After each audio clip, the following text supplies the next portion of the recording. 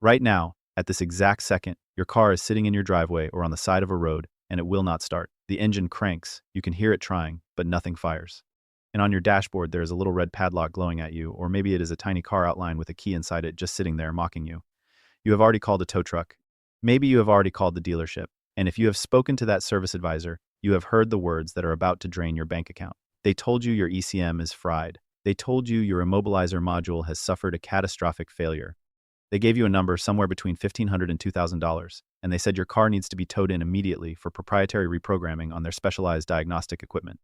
I am here to tell you, right now, before you spend a single dollar, that your hardware is almost certainly completely fine. Not probably fine.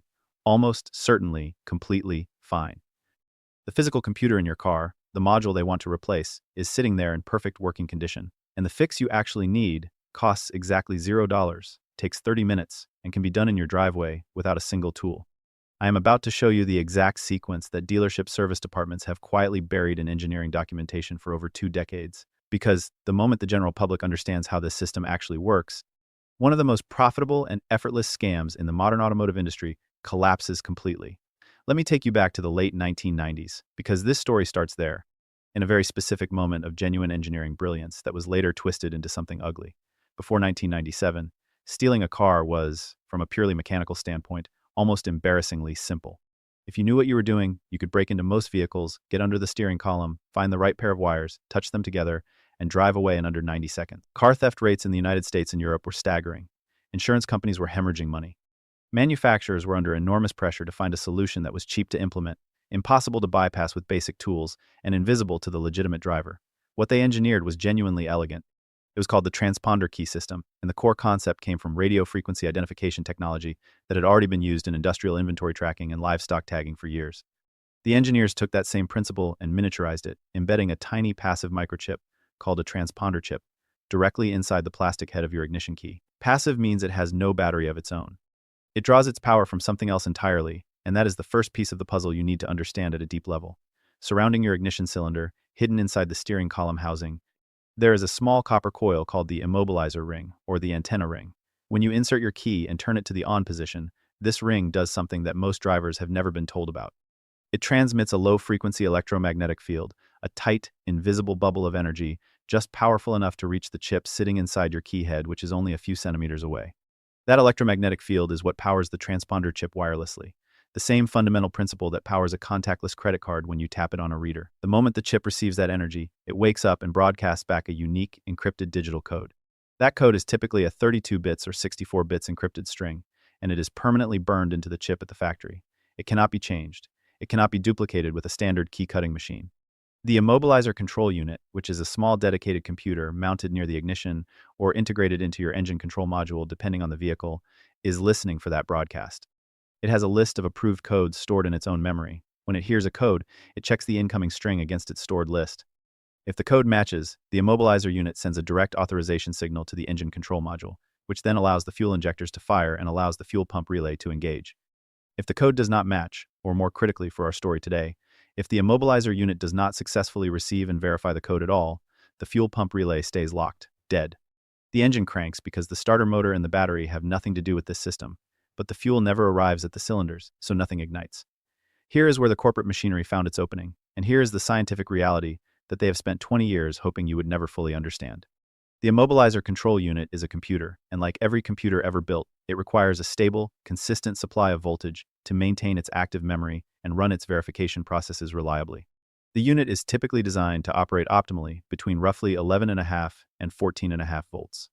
Now think about what happens on a cold night. Cold temperatures cause a well-documented electrochemical slowdown inside your lead-acid battery. The chemical reactions that generate current become less efficient as temperature drops, which means your battery's cold cranking voltage is reduced even if the battery is technically not dead. On a night that drops below 40 degrees Fahrenheit, a battery that is 18 months old, or a battery in a car that sat unused for 4 or 5 days, can experience a brief voltage sag that dips below the Immobilizer unit's stable operating threshold. It does not have to be a dramatic failure. It does not have to be a dead battery. It can be a momentary flicker, a dip that lasts less than a second. But that brief voltage interruption is enough to corrupt or clear the active session data that the Immobilizer unit was holding in its volatile RAM. When voltage returns to normal and you try to start the car in the morning, The Immobilizer unit does not recognize the session it was in the middle of. Its synchronization with your key's transponder signal has been lost, so it does what it is programmed to do in that exact scenario. It assumes a theft attempt is in progress. It triggers the security lockout mode. It cuts the fuel pump authorization, and that little red padlock starts glowing on your dashboard. The key you are holding is the same key you have used every single day for years. The transponder chip inside it is perfectly functional. The Immobilizer ring is perfectly functional.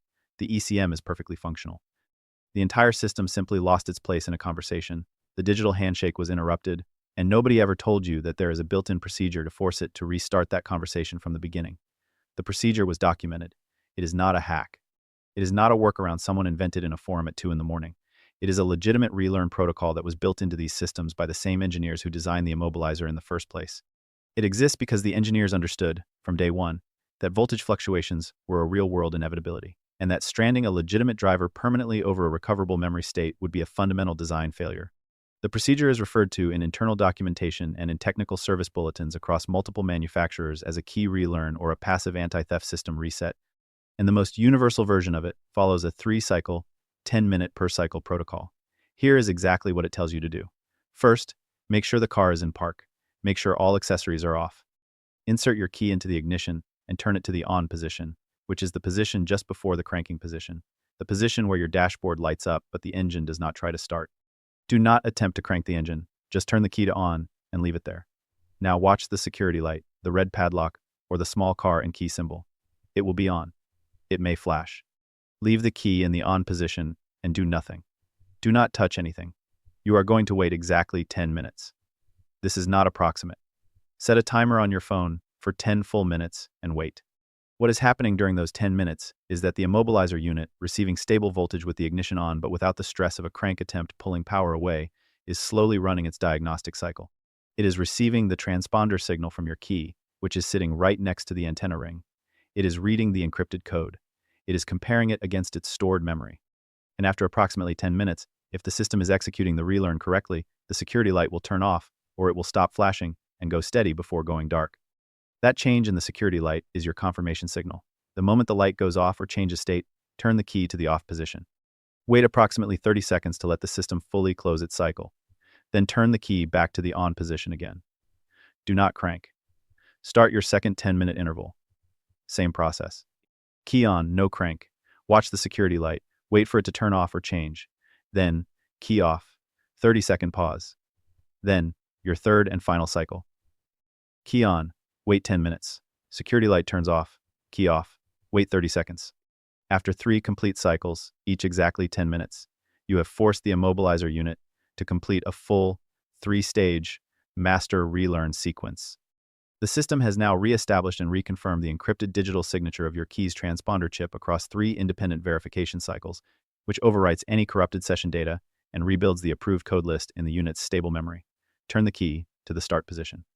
In the vast majority of voltage drop-related security lockouts, the engine starts immediately and completely normally. The evidence that this procedure works is not anecdotal.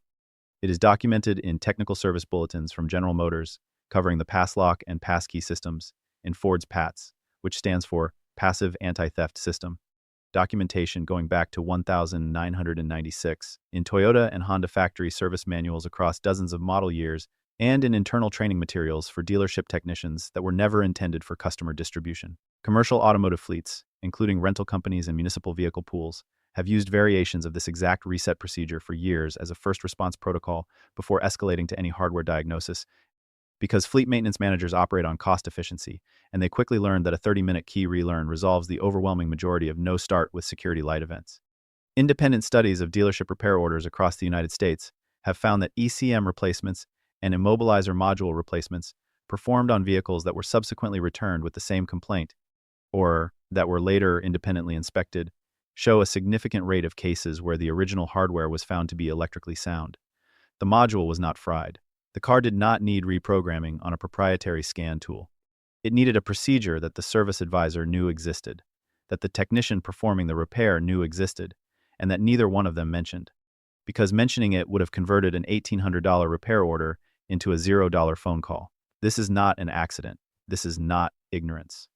The dealership service model is built on information asymmetry, which means the gap between what they know and what they assume you do not know. The introduction of Immobilizer technology in the late 1990s was welcomed by the dealership network for exactly this reason. A system that is invisible, that operates on encrypted digital communication, that triggers confusing warning lights with no plain language explanation, and that appears to require specialized equipment to diagnose, is a system that is naturally positioned to generate service revenue from customers who have no frame of reference for understanding what is actually happening. They built the infrastructure around that asymmetry. They trained service advisors to use technical language that triggers helplessness in the customer. Words like module, ECM, proprietary reprogramming, they are not lying. Exactly. Those components do exist. Proprietary tools do exist. But the honest first question, the question that a trusted mechanic who works for you rather than against you would ask, is whether the documented manual reset procedure has been attempted. That question is almost never asked in a dealership service bay, because asking it honestly would eliminate the revenue. Share this video with every person you know who owns a car, not as a favor to me, but as a direct financial act of protection for people you care about. The next time someone in your life calls you from a parking lot saying their car will not start and there is a little red padlock on the dashboard, you have 30 minutes and $0 to potentially save them $2,000 right now. Subscribe and hit the notification bell, because the next video I am releasing is going to expose something even more deeply buried. I have obtained internal documentation from a major tire manufacturer showing that the recommended tire pressure printed on your sidewall and the pressure recommendation printed on your door jamb are intentionally different numbers, and the gap between them is calculated to maximize tire wear rate by approximately 23% over the life of the tire. The number they do not want you to use, the one buried in the original engineering specification, extends your tire life so dramatically that it cuts the replacement cycle nearly in half. That video is coming, and it will cost them far more than this one.